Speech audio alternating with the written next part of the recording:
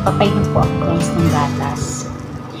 Ganito po ang pagpainom po ng NGT, kung saan yung gatas hindi po pwede mag-end po dito. Bago po matapos ito, kailangan hanggang dito lang yung level niya.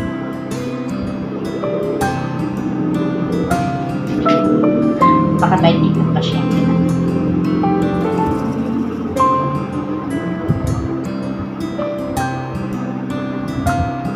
Watch. Yan na. You see? You're so very beautiful, Your girlfriend so beautiful.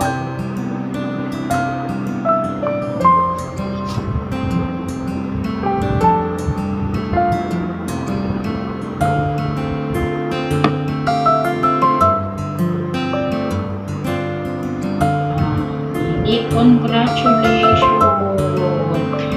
Girlfriend so beautiful.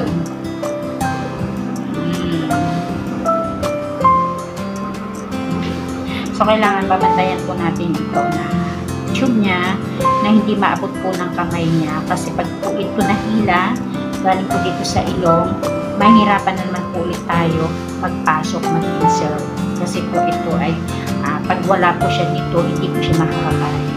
So, dito po ang kanyang pagkain, gawa ng gatas lang.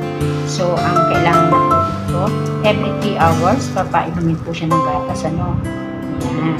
Dito po itong gatas na ito, kung bakit hindi ko inuubos, kasi bawal siya mapasukan ng hangin. So, dito pa lang, kailangan i-hold mo na siya na hindi ma-empty yung tubig o yung gatas. Yan.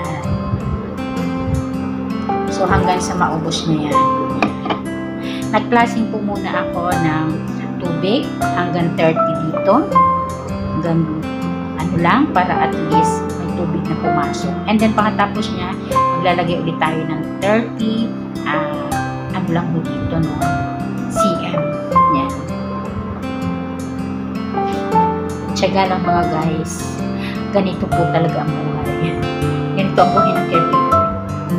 Wala po tayong tiyaga, wala.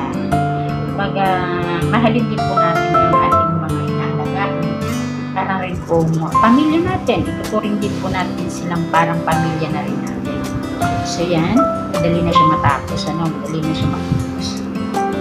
Mahilig siya makipagkamayan. Kaya every time, kakamayan po siya. Yan. Alam niyo ba kung bakit? Dito pa lang, kailangan ko ng ilap dito. Kasi, pag yan nagtuloy-tuloy na dito yan, at ito ay na-empty, pag ito po ay na-empty, na wala ng laman, at lalagay ka ulit na hangin po ang papasok na dyan. So, bawal po yun sa pasyente na yung kanyang directing stomach ay magkaroon po ng hangin sapagkat ay lalaki ang kanyang tiyan, magiging bloated na siya, sasakit yung tiyan niya, magiging pose. Kaya ito po dapat, bago siya ma-empty, kailangan dito ay nakalock po siya. Yung hindi po papasok ang hangin. Yan.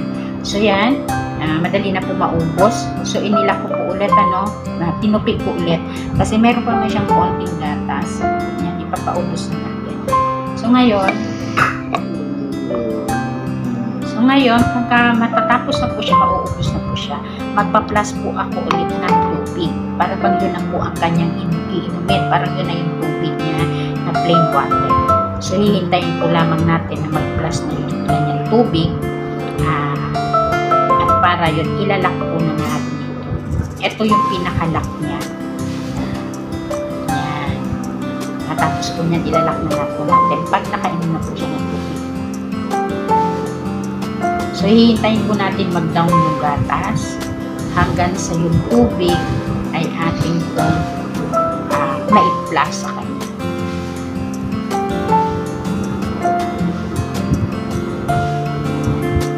So, inilak ko po ulit, at magpa-plusing po ako ng 30. Kaya, i-on ko na naman. Hanggang sa mag-down na lahat. Hanggang sa mag-down na po lahat.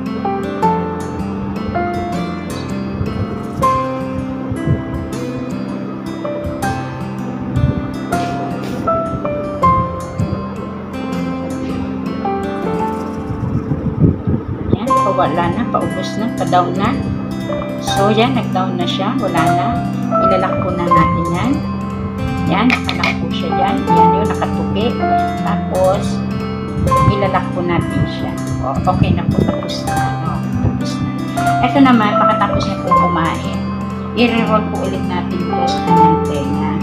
Kasi, bawal po kasi itong makababa.